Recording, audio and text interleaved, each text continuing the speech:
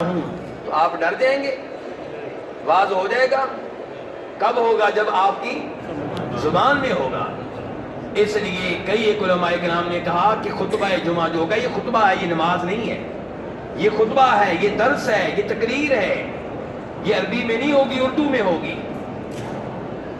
تو اب یہاں پہ تو ظاہر ہے کہ مسجد نبوی میں تو اردو میں نہیں یہ کام ہو سکتا، کیونکہ یہاں عربی بھی موجود ہے۔ تو اب یہاں سعودی حکومت نے آپ کی سہولت کے لیے ترجمے کا بندوبست کر رکھا ہے۔ دنیا کی 10 زندہ زبانوں میں یہ ترجمہ ہو رہا ہے، ان میں سے ایک زبان آپ کی ہے اردو زبان، جس کو یہ لوگ زندہ زبان سمجھتے ہیں۔ آپ خود سمجھتے ہیں کہ نہیں سمجھتے الگ بات ہے، آپ تو اپنے بچوں کو کہہ رہے ہیں بیٹا انگریزی سیکھ لو، لیکن یہ لوگ فی الحال آپ کی زبان کو کیا سمجھتے ہیں؟ ایک زندہ زبان سمجھتے ہیں، اس کو اہمیت دیتے ہیں، آپ دیں یا نہ دیں۔ تو اردو زبان میں خطبہ جمعہ کا ترجمہ ہوگا۔ کیسے سن سکیں گے آپ؟ FM 105، آپ نے موبائل پہ ریڈیو لگا لیں FM 105، اور آپ کہیں پہ بھی بیٹھے ہیں یہ آپ کو سنائی دے گا۔ بلکہ آپ کے گھر والے جو پاکستان اور انڈیا میں بیٹھے ہوئے ہیں، وہ اگر مسجد نبوی کی ویب سائٹ کھول لیں تو وہاں سے اگر یہ جگہ تلاش کر لیں تو وہ اپنے گھر میں بیٹھ کے بھی ہر خطبہ جمعہ کا اردو میں ترجمہ سن سکتے ہیں۔ ویسے تو یہ خطبہ جمعہ کا ترجمہ بعد میں واٹس ایپ کے گروپوں کے ذریعے دنیا کے کونے کونے تک پہنچتا ہے الحمدللہ۔ تو بہرحال آپ یہ خطبہ جمعہ دھیان سے سنا کریں تاکہ آپ کو پتہ چلے کہ مسجد نبوی سے آپ کو کیا پیغام دیا جا رہا ہے۔ اب میرے بھائی میں آپ کے سوالوں کی طرف آتا ہوں۔ پہلے وہ سوال جو صبح کی چند رہ گئے تھے، اس کے بعد آج کے سوال، جس بھائی کا سوال ہو لکھ کر بھیج دیں۔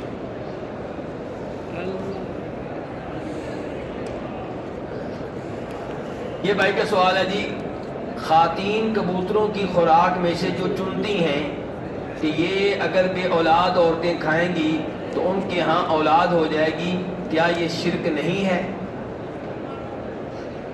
کیوں جی مسلمان، میرے مسلمان بھائی، ہمارا عقیدہ کتنا مضبوط ہے۔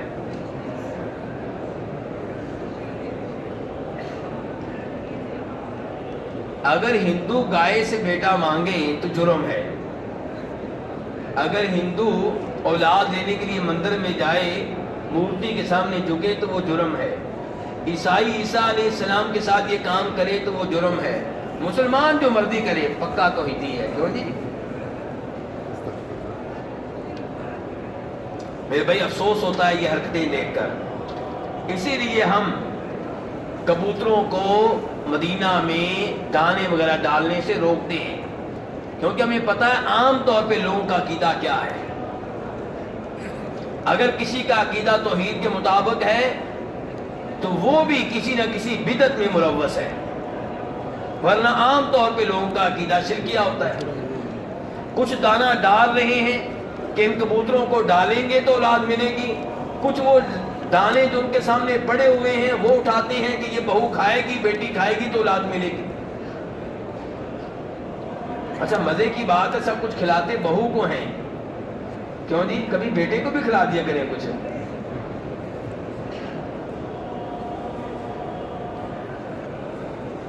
اولاد جب نہیں ہوتی سارا قصور کس کا نکلتا ہے جی؟ بہو کا۔ بیٹا وہ ہر لحاظ سے پاک صاف ہے۔ چلے بہرحال، تو میرے بھائی یہ عمل درست نہیں ہے۔ اور دوسرے نمبر پہ آپ یہ دیکھیں کہ اس انداز سے رزق کو ضائع کیا جا رہا ہے۔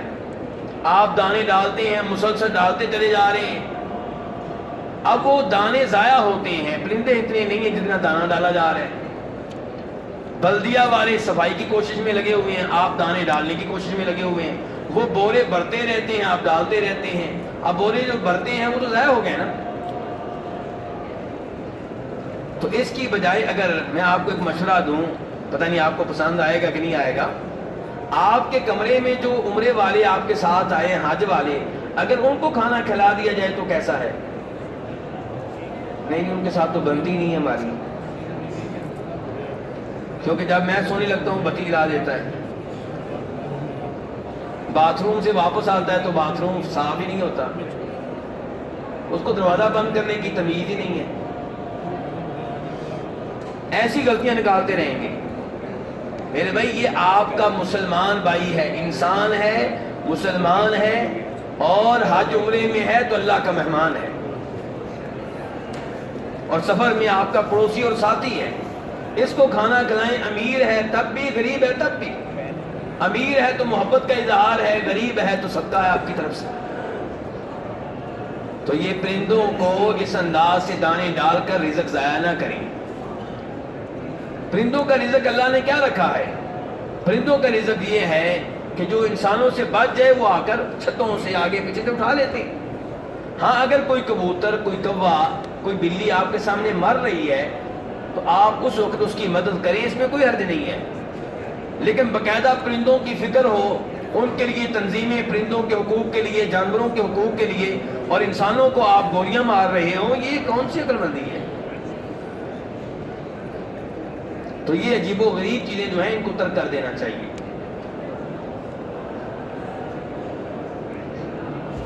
اگر کوئی دانے اس نیت سے لے کر جا رہا ہے کہ بیٹا پیدا ہوگا، اس کو چاہیے کہ دانے ادھر پھینک دے اور فتنے کا باعث نہ بنے، لوگوں کے عقائد میں خرابی کا باعث نہ بنے۔ جہاد میں فرض نماز ادا کر سکتے ہیں جبکہ نماز کا وقت ہو چکا ہو؟ جی میرے بھائی اس بارے میں کیا کہیں گے آپ؟ ایک تو آپ کو یہ معلوم ہونا چاہیے کہ شریعت نے دوران سفر نماز قصر کرنے کی رخصت دی ہے۔ دوسرے نمبر پہ کچھ نمازیں ایسی ہیں جن کو آپس میں جمع کرنے کی اجازت دی ہے۔ زور کی نماز کو آپ عصر کے ساتھ جمع کر سکتے ہیں، یعنی کہ زور کی نماز پڑھنے لگے ہیں زور کے ٹائم، ساتھ ہی عصر کی پڑھ لیں، یا پھر زور کی لیٹ کر دیں، عصر کے ٹائم پہلے زور کی دو رکعتیں پڑھ لیں پھر عصر کی دو رکعتیں پڑھ لیں۔ مغرب کے ٹائم مغرب کی پہلے 3 رکعتیں پڑھیں، ساتھ عشاء کی 2 پڑھ لیں، یا مغرب کی لیٹ کر دیں اور عشاء کے ٹائم پہ پہلے مغرب کی 3 رکعتیں پڑھیں پھر عشاء کی 2 پڑھ لیں۔ جب یہ رخصت آپ کے ذہن میں ہوگی پھر سوال کریں کہ جہاد میں فرض نماز پڑھ سکتے ہیں کہ نہیں۔ آپ جدہ سے لاہور کے لیے جہاد میں بیٹھنے لگے ہیں، ٹائم کیا ہے جی؟ ٹائم ہے دن کے 2، تو آپ ایئرپورٹ پہ زور کی نماز پڑھنے لگے ہیں، ساتھ ہی عصر کی 2 رکعتیں پڑھ لیں۔ جہاد میں فرض نماز پڑھنے کی ضرورت ہی پیش نہیں آئے گی۔ اور اگر آپ جدہ ایئرپورٹ سے بیٹھنے لگے ہیں دن کے 12:15 بجے، ابھی تک زور کا ٹائم ہی نہیں ہوا، بیٹھ جائے، لاہور ایئرپورٹ پہ آپ نے اترنا ہے، مثال کے طور پہ کہہ رہا ہوں، مثال کے طور پہ فرض کر رہا ہوں، آپ نے مغرب سے پون گھنٹہ پہلے اترنا ہے، تو لاہور ایئرپورٹ پہ اترتے ہی سامان اٹھانے سے پہلے وضو کر کے ایئرپورٹ کی مسجد پہ نماز پڑھ لیں، پہلے زور کی 2 رکعتیں پھر عصر کی 2 رکعتیں۔ اسی انداز سے مغرب عشاء کو سمجھ لیں۔ لیکن اگر کوئی ایسی صورتحال بن جائے کہ دونوں نمازوں کا ٹائم جہاد میں ہی آ رہا ہے، ایئرپورٹ سے آپ بیٹھ رہے ہیں 12 بجے اور جہاں پہ اتر رہے ہیں وہاں پہ اتر رہے ہیں مغرب کے بعد، تو اب تو یہ دونوں نمازیں جہاد میں ہی پڑھنا پڑے گی۔ اب اس کا طریقہ کیا ہوگا؟ بہت سے بھائی جہاد میں بھی سفر کرتا رہتا ہوں، عمرے والے ہوتے ہیں، عمرے والے، باقی لوگوں کو چھوڑیے، حاجی لوگ وہ بھی نماز نہیں پڑھتے۔ کیوں؟ جہاد میں کیسے پڑھے جی؟ یہ عمل بالکل غلط ہے۔ نماز کو لیٹ کرنے کی، قضا کرنے کی شریعت کی طرف سے کوئی اجازت نہیں ہے۔ اگر شریعت نے نماز کو لیٹ کرنے کی اجازت دینا ہوتی تو شریعت کبھی بھی تیمم کی اجازت نہ دیتی۔ شریعت کہتی بھی انتظار کر لو، 1 دن کے بعد پانی مل جائے گا پھر 5 نمازیں پڑھ لینا۔ شریعت نے کہا نہیں، نماز کو ٹائم پہ پڑھنا ہے، پانی نہیں ہے تیمم کر لیں۔ نماز کو ٹائم پہ پڑھنا ہے، فی الحال آپ کھڑے ہو کر نہیں پڑھ سکتے بیٹھ کے پڑھ لیں، فی الحال بیٹھ کر نہیں پڑھ سکتے لیٹ کے پڑھ لیں، لیٹ کے نہیں پڑھ سکتے اشاروں سے پڑھ لیں۔ شریعت نے نماز کو قضا کرنے کی اجازت نہیں دی میرے بھائی۔ مجھے کئی دفعہ بسوں میں سفر کرنے کا اتفاق ہوا اور بس والے، آپ کو پتا ہے بس نہیں روکتے، فجر کی نماز ہوتی ہے، سنیے ذرا توجہ سے، فجر کی نماز ہوتی ہے، اب نہ آپ کے پاس پانی ہے اور نہ تیمم کے لیے مٹی ہے، کیا کیا جائے گا؟ کیا نماز قضا کرنے کی اجازت ہے؟ بالکل اجازت نہیں ہے۔ اگر آپ کو تیمم کرنے کا بھی موقع نہیں مل رہا، واقعی بس میں مٹی نہیں ہے، لوگ جہاں پہ پاؤں رکھتے ہیں وہاں پہ کوئی مٹی نہیں ہے، کوئی گرد و غبار نہیں ہے، آپ بغیر وضو کے بغیر تیمم کے نماز پڑھ لیں اس صورت میں، لیکن ٹائم پہ پڑھ لیں۔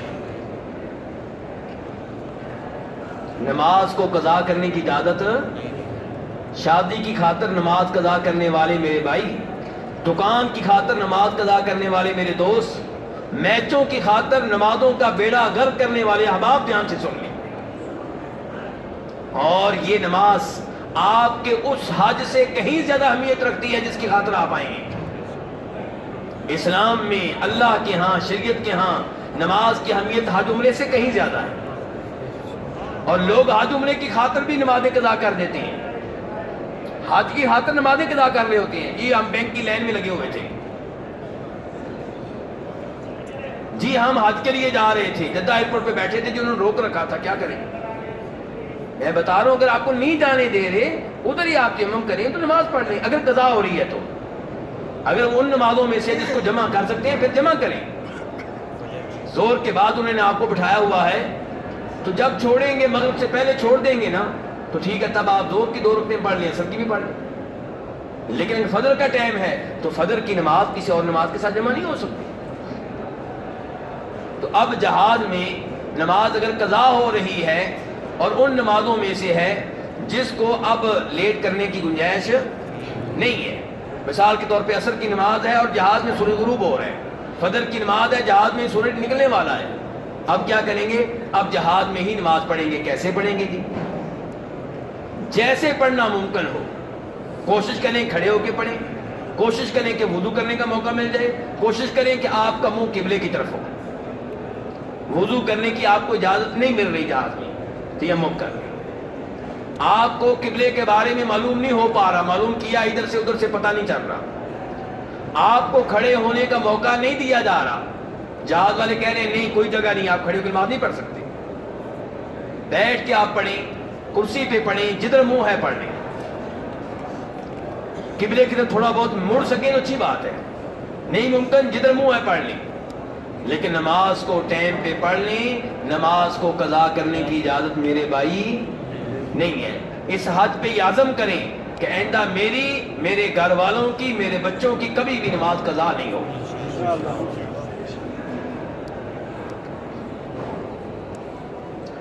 کیا دوران حج حاجی بیلٹ باندھ سکتا ہے؟ کیوں جی صاحب صبح بیان ہوا تھا کہ نہیں ہوا تھا؟ اور بیان ہوا تھا صاحب کہ نہیں ہوا تھا؟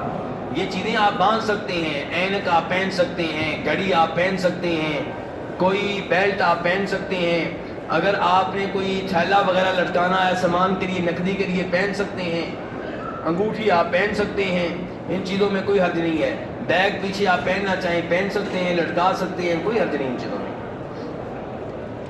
یہاں پہ یہ بھی بتا دوں کہ جن 2 چادروں میں آپ نے عمرے کی حج کی نیت کی ہے، ان 2 چادروں کو بلا وجہ آپ تبدیل کرنا چاہیں کر سکتے ہیں۔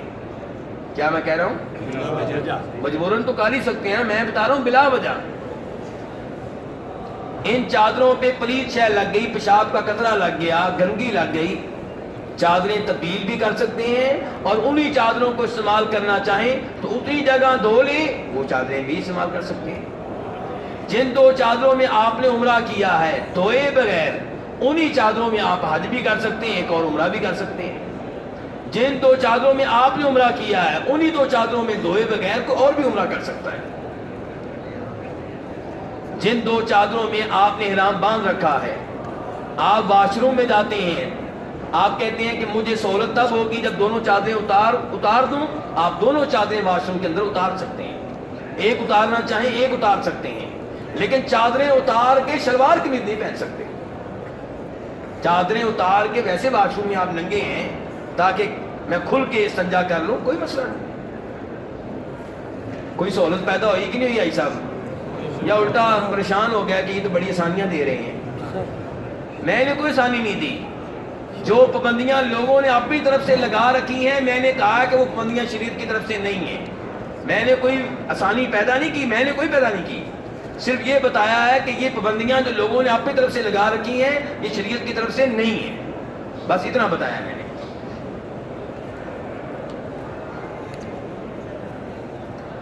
کیا جب حج یا عمرے کا احرام پہنا جائے لیکن نیت نہ کی جائے تو فرض نماز یا نفلی نماز کے لیے سر ڈھانپ سکتے ہیں؟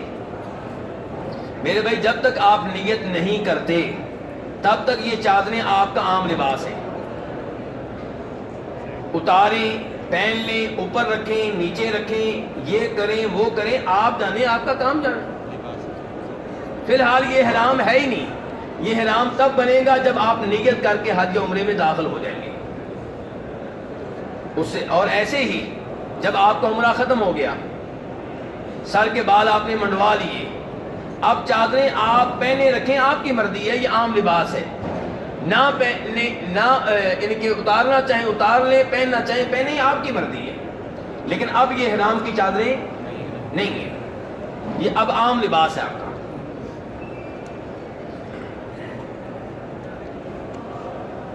دعائے قنوت کب کی جائے اور دعائے قنوت کون سی والی پڑھی جائے؟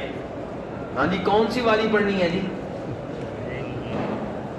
کون سی پڑھی جائے اتنا ہی کافی تھا. کون سی والی سے کوئی عجیب جملہ نہیں بن گیا. چلیں جی، کون سی دعا پڑھی جائے؟ ہاں جی میرے بھائی، جو میرے سامنے دوست اب آپ بیٹھے ہیں 4-5 میرے بھائی، بتائیں گے کون کون سی دعا پڑھتی ہیں آپ وتر میں، وتر کے قنوت میں؟ بھائی صاحب کون سی پڑھتے ہیں آپ؟ اللہم اہدنی. آپ بیٹا کون سی پڑھتے ہیں؟ اللہم اہدنی والے. اللہم اہدنی کیوں جی؟ یہ تو اللہم اہدنی بتا رہے ہیں. اللہم انا نستعینک کا بھی پڑھتے ہیں بھائی. اسی لیے بھائی نے سوال کیا کون سی دعا پڑھنی ہے. آپ سمجھائیے سوال کیوں آیا ہے. کیونکہ کچھ لوگ پڑھتے ہیں اللہم اہدنی، کچھ پڑھتے ہیں اللہم انا نستعینک، اور آپ میں سے عام تر لوگ یہ نہیں جانتے تفصیلات کیا ہے. اللہم اہدنی پڑھتا ہوں تو کیوں، اللہم انا نستعینک کا پڑھتا ہوں تو کیوں. ابھی یہ گفتگو دھیان سے سن لیں تاکہ آپ کو فیصلہ کرنے میں آسانی ہو کہ کون سی دعا پڑھنی ہے. یاد رکھیے گا قنوت دو ہوتے ہیں، ایک قنوت وتر اور ایک قنوت نازلہ. آج سب کیا نام ہے؟ قنوت نازلہ. نازلہ کس کو کہتے ہیں؟ عربی زبان کا لفظ ہے. نازلہ کہتے ہیں کسی بڑے حادثے کو، بڑی مصیبت کو، بڑی پریشانی کو. نبی علیہ الصلوۃ والسلام جب کبھی کوئی بڑی مصیبت آتی تو اس مصیبت کی وجہ سے ایک دعا کیا کرتے تھے. کب کرتے تھے؟ فرض نماز میں. کب کرتے تھے بھائی صاحب؟ بولیے ذرا، کس نماز میں؟ فرض نماز کی آخری رکعت میں رکوع کے بعد ہاتھ اٹھا کے دعا کیا کرتے تھے اور صحابہ کرام پیچھے سے آمین کہا کرتے تھے. فرض نماز میں، فرض نماز کی آخری رکعت میں رکوع کے حاجی صاحب میرے ساتھ ہی ہیں نا آپ؟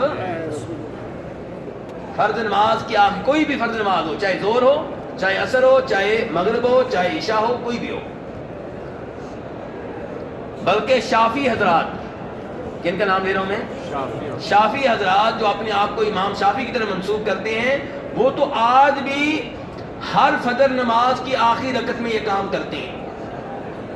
اگرچہ ان کا یہ عمل غلط ہے. کیوں؟ کیونکہ یہ ہے قنوت نازلہ، جب مصیبت آئے تب یہ کام کریں. روزانہ کی بنیاد پہ فجر نماز میں یہ کام کرنا یہ درست نہیں. لیکن ویسے میں آپ کو بتانا چاہ رہا ہوں کہ وہ آج بھی وہ کام کرتے ہیں. تو یہ ہے قنوت نازلہ. تو ایک قنوت ہو گیا مصیبت والا، اسے کیا کہتے ہیں؟ قنوت نازلہ. اور ایک قنوت ہو گیا وتر والا، اسے کہتے ہیں قنوت وتر. ٹھیک ہے جی.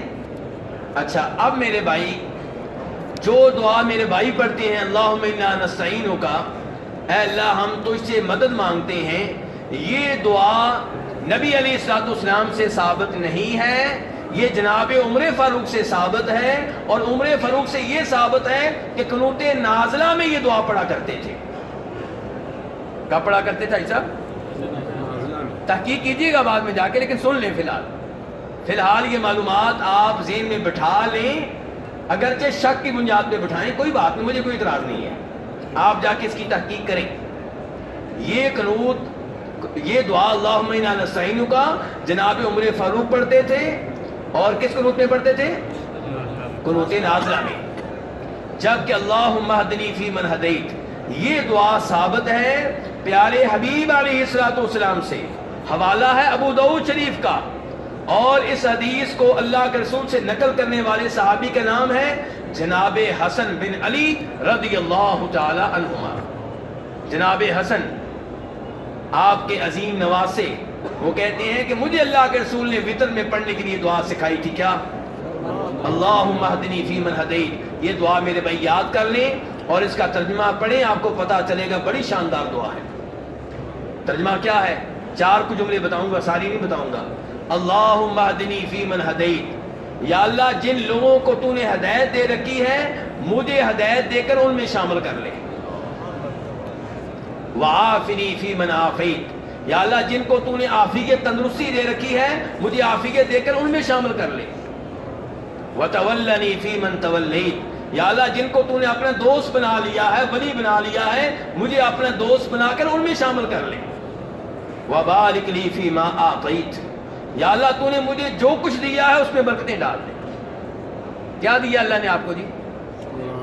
جی بس اولاد ہی دی ہے؟ اللہ نے آپ کو رزق دیا، اللہ نے آپ کو مکان دیا، اللہ نے آپ کو بیگم دی، اللہ نے آپ کو بیٹے دیے، اللہ نے آپ کو آنکھیں دی، اللہ نے آپ کو کان دیے، اللہ نے آپ کو ہاتھ دیے، اللہ نے آپ کو پاؤں دیے، اللہ نے آپ کو علم دیا۔ تو ہم کہہ رہے ہیں یا اللہ جو کچھ دیا ہے اس سب میں برکتیں ڈال دے۔ کتنی شاندار الفاظ ہے۔ اولاد میں برکت نہ ہو تو اولاد عذاب بن جایا کرتی ہے، بیگم میں برکت نہ ہو تو بیگم گھر کو جہنم بنا دیا کرتی ہے، اور گھر میں برکت نہ ہو تو گھر میں بے سکونی رہتی ہے۔ اس لیے دعا کیا کی جا رہی ہے کہ یا اللہ جتنا کچھ دیا ہے اس میں برکتیں ڈال دیں۔ اسی طرح کے 5-6 جملے اور ہیں، یہ بڑی شاندار دعا ہے، یاد کر لیں۔ یہ کس کتاب میں آپ کو ملے گی؟ حصن المسلم میں۔ کس کتاب میں ملے گی؟ حصن المسلم میں۔ پاکٹ سائز کتاب ہے، 4-5 ریال کی آتی، خرید لیجیے سب، دکھائیں لوگوں کو بھی دکھاتے ہیں۔ 4-5 ریال کی کتاب ہے، اور یہ آپ اردو والا ایڈیشن لیں۔ ہاں یہ دکھائیں، یہ دیکھیں، یہ حصن المسلم نامی کتاب ہے، اس میں نبی علیہ السلام کی دعائیں ہیں۔ جی یہ دکھا دی ہے، تو یہ آپ لے لیں اور اس کی اتنی کاپیاں لیں جتنے آپ کے بچے ہیں۔ 6 بچے ہیں، 6 کاپیاں بچوں کے لیے، 7ویں کاپی بیگم صاحبہ کے لیے، 8ویں آپ کے لیے، کیونکہ پاکٹ سائز ہر ایک کی جیب میں رہے۔ اس میں نبی علیہ السلام کی ہر طرح کی دعائیں ہیں، تو یہ دعائیں میرے بھائی آپ یاد کریں۔ تو اب بھائی نے کہا ہے کہ وطر میں کیا سوال تھا جی؟ کون سی دعا پڑھنی ہے اور کیا کرنا ہے؟ کب پڑھنی اور کب پڑھنی ہے۔ اب سوال ہے کیا کب پڑھنی ہے؟ اچھا جی، کچھ بھائی پڑھتے ہیں رکوع سے پہلے اور کچھ پڑھتے ہیں رکوع کے بعد، ایسے ہی ہے میرے بھائی۔ جہاں تک تعلق ہے رکوع سے پہلے پڑھنے کا، تو اس کے بارے میں دلیل بالکل واضح ہے، رکوع سے پہلے پڑھنا نبی علیہ الصلوۃ والسلام سے ثابت ہے۔ ابی ابن کعب وغیرہ روایت کرتے ہیں، صحیح حدیث ہے۔ اور اگر آپ رکوع کے بعد پڑھتے ہیں تو انشاءاللہ اس کی بھی گنجائش موجود ہے، لیکن رکوع سے پہلے پڑھنا یہ بالکل واضح ہے۔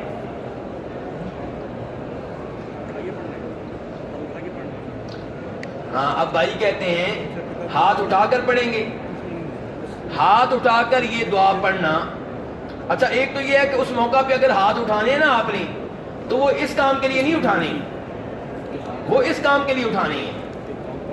اس موقع پہ جو ہاتھ اٹھانے ہیں وہ اس کام کے لیے نہیں اٹھانے، اس موقع پہ جو ہاتھ اٹھانے ہیں وہ دعا کے لیے اٹھانے ہیں۔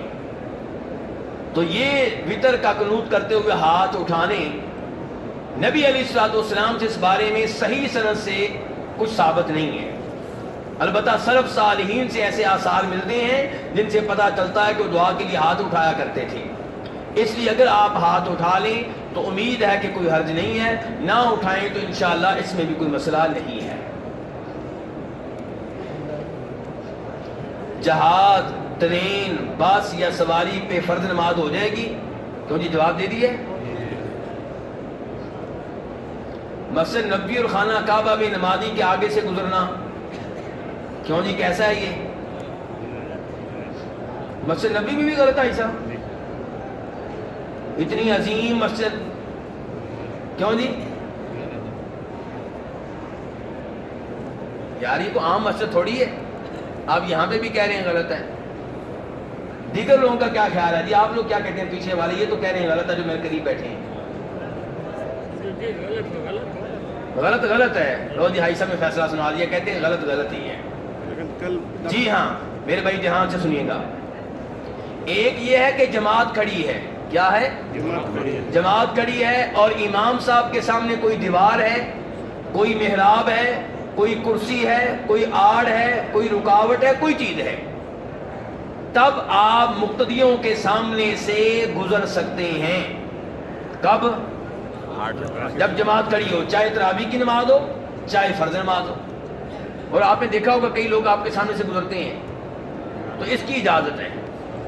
دوسرا یہ ہے کہ آپ اکیلے نماز پڑھ رہے ہیں, تنہا نماز پڑھ رہے ہیں, تب آپ کے آگے سے کسی کو گزرنے کی اجازت نہیں ہے. ہاں, جو سترا ہے آپ کے آگے, اس کے آگے سے گزر سکتا ہے, پیچھے سے گزر سکتا ہے. آپ بھی جب نماز پڑھیں تو نبی علیہ السلام کی یہ تعلیمات ہیں کہ سترے کا اہتمام کیا جائے. مجھے بڑا افسوس ہوتا ہے جب کئی بھائیوں کو دیکھتا ہوں درمیان میں کھڑے ہو جاتے ہیں مسجد میں, آگے نہ کوئی ستون ہے, نہ کوئی دیوار ہے, نہ کوئی آڑ ہے. یہ انداز درست نہیں ہے.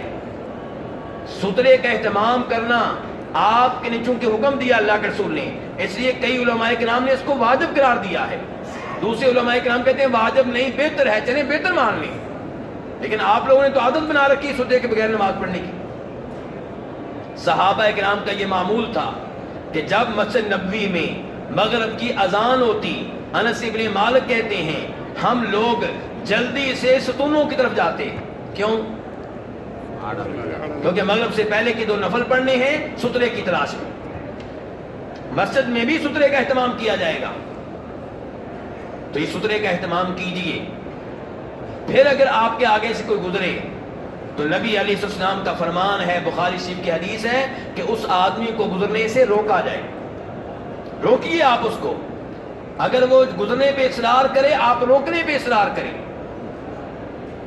آخری حد تک جائیں اس کو روکنے کے لیے. آپ نے فرمایا وہ شیطان ہے جو آپ کے آگے سے گزر رہا ہے. اس معاملے میں شریعت کی طرف سے بڑی سختی ہے. جہاں پہ شریعت سختی کرے وہاں پہ کرنی چاہیے, جہاں پہ شریعت نرمی کرے وہاں پہ نرمی کیجیے. تو نمازی کو آگے سے گزرنے سے روکا جائے.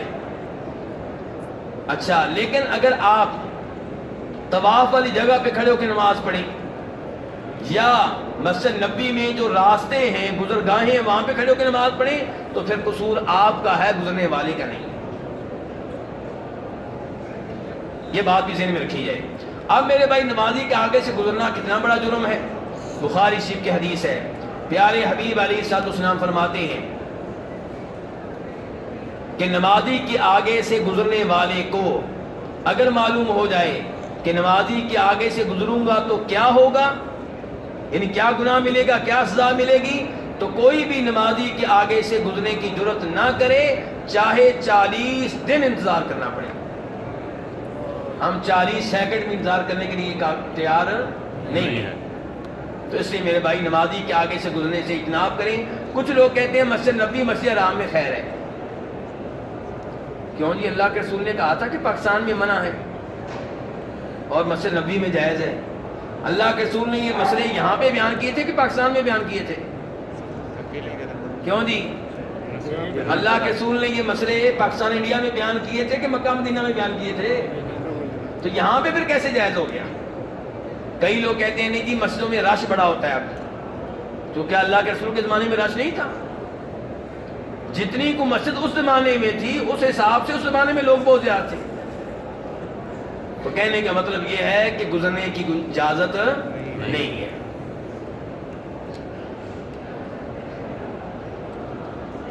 یہ سورہ فاتحہ کا سوال ہے, اس کا جواب میں نے صبح دے دیا تھا, فی الحال اس کو کچھ میں لیٹ کر رہا ہوں. اگر عورت کو عذر پیش آئے اور اسے ذوالحلیفہ سے احرام باندھنا ہے تو کیا 2 رکعت نہ پڑھے اور عمرے کی نیت کرے, اور جب عذر سے پاک ہو جائے تو کیا اس دوران وہ احرام کی پابندیوں میں رہے گی, اور کیا وہ غسل میں صابن استعمال کر سکتی ہے, پھر طواف اور سعی کرے گی؟ میرے بھائی گزارش یہ ہے کہ اگر عورت حالت حیض میں عمرے اور حج کے لیے جا رہی ہے تو میقات سے وہ نیت کرے گی, لیکن اس سے پہلے غسل کرے گی. غسل کر کے اپنی شرمگاہ پہ کوئی چیز رکھ لے تاکہ دیگر کپڑے خراب نہ ہوں. نماز پڑھنے کی ضرورت نہیں ہے، نہ نماز پڑھنے کی اس کو اجازت ہے، نیت کرے لبیک اللہم لبیک پڑھتی رہے، احرام کی پابندیوں میں رہے، مکہ میں جب پہنچ جائے تو بیت اللہ میں داخل نہ ہو، اپنے ہوٹل وغیرہ میں رہے، احرام کی پابندیوں میں رہے، جب وہ پاک ہو جائے تب وہ غسل کرے، غسل میں صابن استعمال کر سکتی ہے لیکن وہ صابن استعمال کریں جو خوشبو کے بغیر ہو، اور یہ بھی یاد رکھیے گا کہ ہر صابن خوشبو والا نہیں ہوتا، ایک تو ہمیں وہم بڑا ہو جاتا ہے، کئی بھائی کہتے ہیں جو سالن کھاتے ہیں اس میں بھی خوشبو ہے، ارے اللہ کے بندے خوشبو نہیں ہے، وہ سالن کی اپنی مہک ہے، ہر چیز کی اپنی مہک ہوتی ہے، خوشبو وہ چیزیں جن کو باقاعدہ خوشبو کے لیے استعمال کرتے ہیں، باقی لیمن کی اپنی مہک ہوگی، سیب کی اپنی مہک ہوگی، کیلے کی اپنی مہک ہوگی، یہ ساری چیزیں ورنہ آپ کے لیے تو منع ہو جائیں گی، نہیں میرے بھائی۔ تو ایسے ہی صابن عام طور پہ ان میں مہک ہوتی ہے، وہ مہک ڈال دیتے ہیں کبھی سیب کی کبھی ایسی چیز کی، تو یہ خوشبو نہیں ہے، وہ چیزیں جو باقاعدہ خوشبو کے لیے استعمال ہوتی ہیں ان سے بچیں، اور مکہ میں ایسے صابن مل جاتے ہیں جو خوشبو کے بغیر ہوتی ہیں، وہ آپ لے لیں، تو یہ عورت صابن استعمال کر سکتی ہے، آپ بھی استعمال کریں، حالت احرام میں آپ غسل کر سکتے ہیں، کوئی مسئلہ نہیں ہے۔ چلیں جی، اب کوئی سوال اس میں رہ تو نہیں گیا، میرے خیال میں سب کا جواب آ گیا ہے۔ طواف زیارت میں اسی طرح ارکان ادا کریں جیسے عمرے میں کیا تھا، طواف زیارت میں اور عمرے کے طواف میں فرق ہے، کیا فرق ہے؟ طواف زیارت میں آپ اگر چاہیں تو چونکہ آپ نے کنکریاں مار لی ہیں، بال منڈوا لیے، آپ کپڑے پہن سکتے ہیں، طواف زیارت اگر آپ کپڑوں میں کریں تو زیادہ بہتر ہے، کیوں جانتے ہیں کیوں؟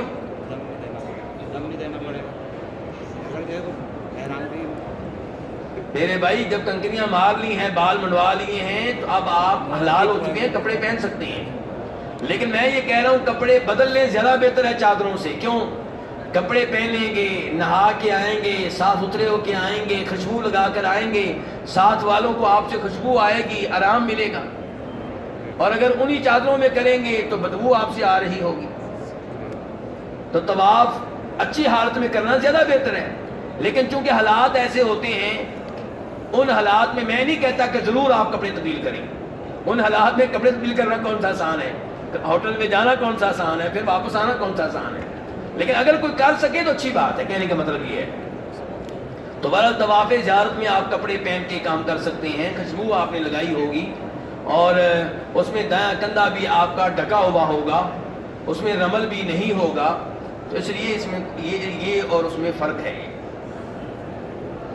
مینا، عرفات، مزدلفہ میں نماز پوری ادا کریں گے یا قصر کریں گے؟ کیوں جی؟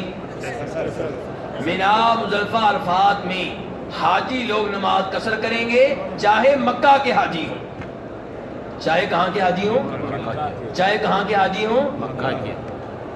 اب آپ یہ تو نہیں کہیں گے مقامی غیر مقامی، میں کہہ رہا ہوں چاہے مکہ کے حاجی ہوں، اور حج میں جو قصر کی جائے گی اس کا تعلق سفر سے نہیں ہے، اس کا تعلق کس سے ہے؟ حج سے ہے، جو بھی حاجی ہے وہ قصر کرے گا چاہے مکہ کا رہنے والا ہو۔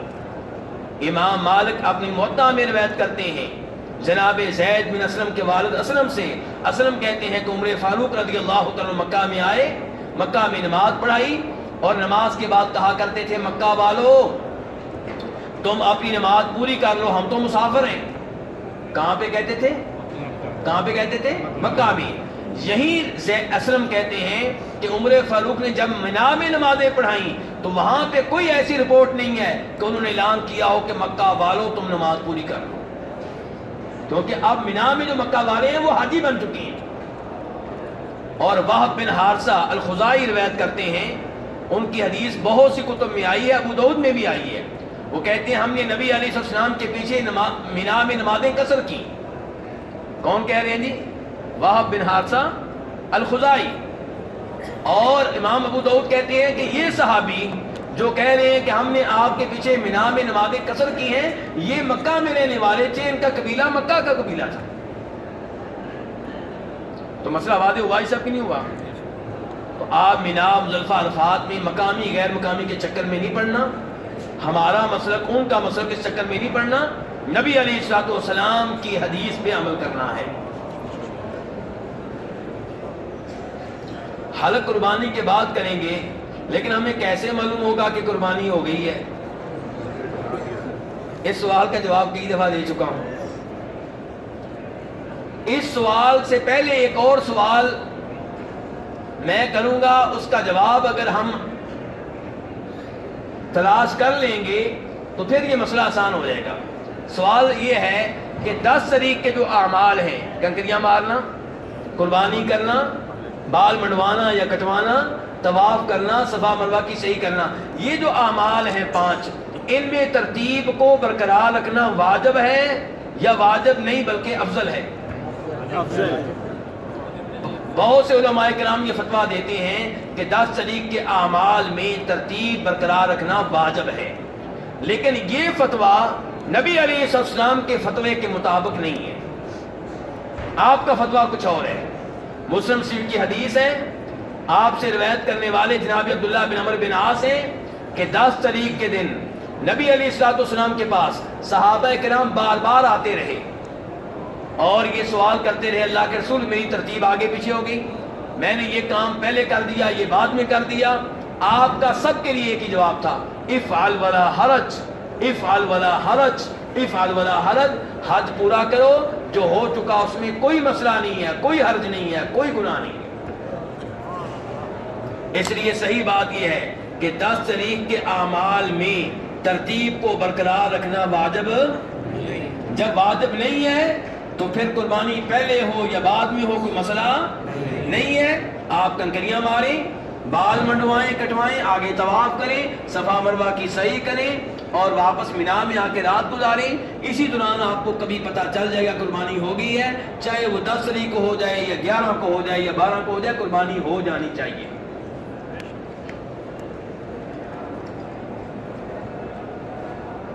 ری سے وضو ٹوٹ جاتا ہے، ری کی اقسام بتائیں۔ کیوں جی، ری کی کیا اقسام ہوتی ہیں جی؟ جی سمجھا نہیں، کیا جواب دے رہے ہیں آپ لوگ؟ اچھا، آواز کی رفتار کے مطابق۔ میرے بھائی دیکھیں، جب آپ کو یقین ہو کہ آپ کی ہوا خارج ہوئی ہے تو اس ہوا سے آپ کا وضو ٹوٹ جائے گا۔ کئی دفعہ کچھ لوگ ایسے ہوتے ہیں جن کو ایسے ہی شک رہتا ہے، شیطان ان کو پریشان رکھتا ہے، وسوسوں میں ڈالتا ہے کہ تمہاری ہوا نکل گئی ہے، وہ شک میں پڑ جاتا ہے۔ تو ان کے بارے میں پیارے حبیب علیہ السلام کا یہ فرمان ہے کہ جو ایسا آدمی ہو وہ جب تک اپنی آواز کی بدبو نہ سونگھ لے یا آواز سن نہ لے تب تک نماز نہ توڑے، کیونکہ شیطان نے اس کو پریشان کر رکھا ہے، وسوسوں میں ڈال رکھا ہے۔ یہ شکوک و شبہات کا مریض ہے، اس کے لیے کہا گیا ہے۔ لیکن اگر اس کو بھی یقین ہو جائے، شک نہیں بلکہ کیا ہو گیا، یقین ہو گیا کہ ہوا خارج ہو گئی ہے، تو یہ نماز اس کی ٹوٹ چکی ہے، سلام پھیرنے کی ضرورت، سلام خود ہی پھر گیا، سلام پھیرنے کی ضرورت نہیں ہے، نماز توڑنے کی ضرورت نہیں ہے، نماز ٹوٹ چکی ہے پہلے ہی۔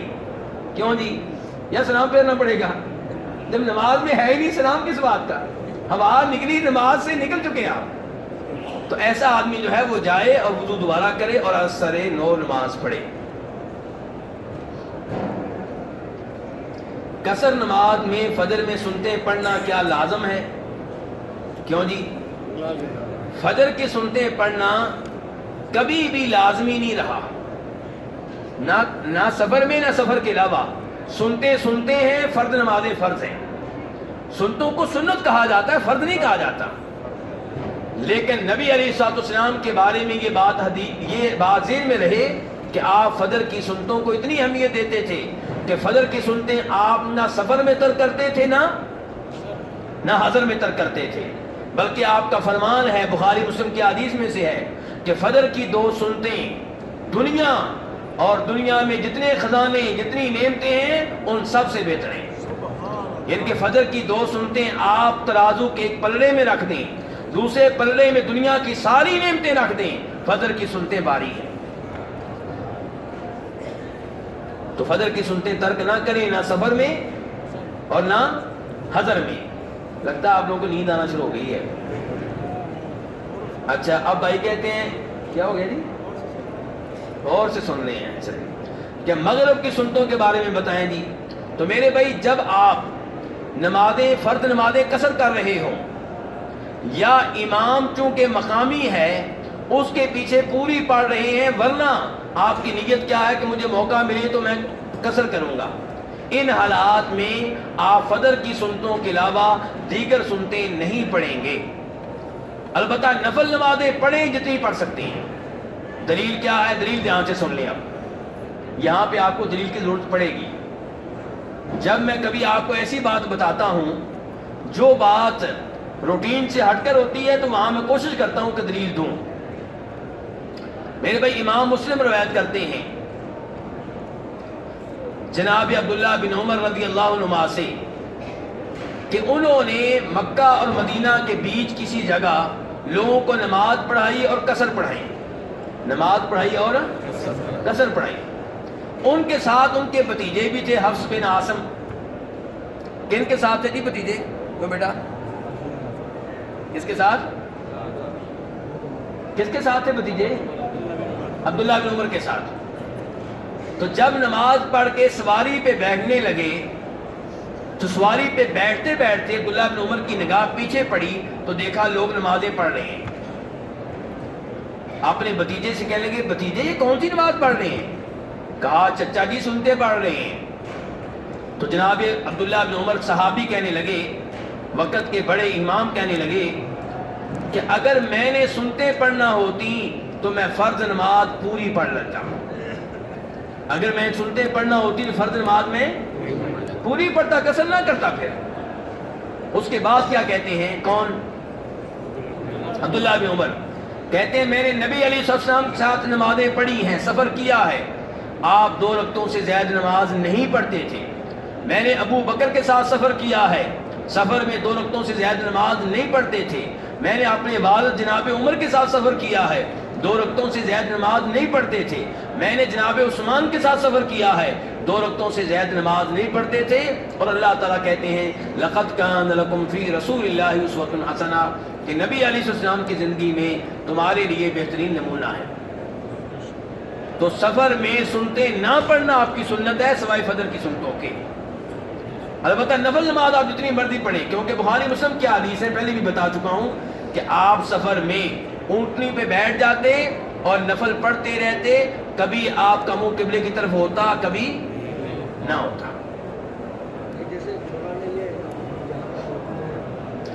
یہ کہہ رہے ہیں کہ دوران نماز سقاف چہرے کو لگتا ہے, چہرے سجدہ رکوع کرتے وقت, تو کیا احرام کی حالت میں یہ جائز ہے؟ یہ بتائیں آپ. جی حاجی صاحب آپ سے پوچھ رہا ہوں. وہ بہن کہہ رہی ہیں کہ دوران نماز سقاف چہرے کو لگتا ہے سجدہ رکوع کرتے وقت, تو کیا احرام کی حالت میں یہ جائز ہے؟ میرے بھائی لگ جائے کوئی مسئلہ نہیں ہے.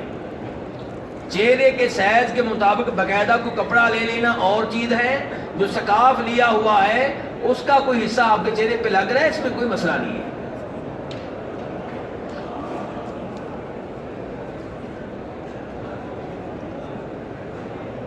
بھائی کہتے ہیں حج افراد, حج قران اور حج تمتع میں فرق واضح کریں.